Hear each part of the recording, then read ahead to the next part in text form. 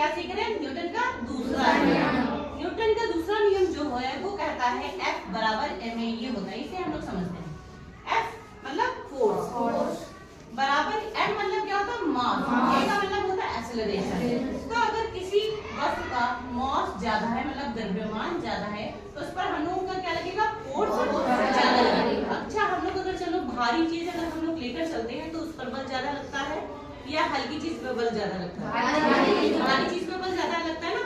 तो फोर्स किस पर ज्यादा लगेगा? जिसका द्रव्यमान क्या होगा? ज्यादा होगा। जिसका द्रव्यमान कम होगा उस पर फोर्स भी कम लगेगा।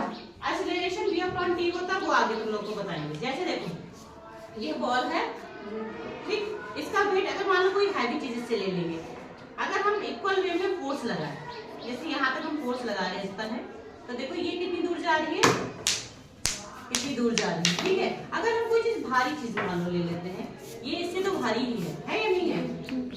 नहीं तो नहीं बैठी है। चलो इस पर देखते हैं ये कितनी दूर जाएगी।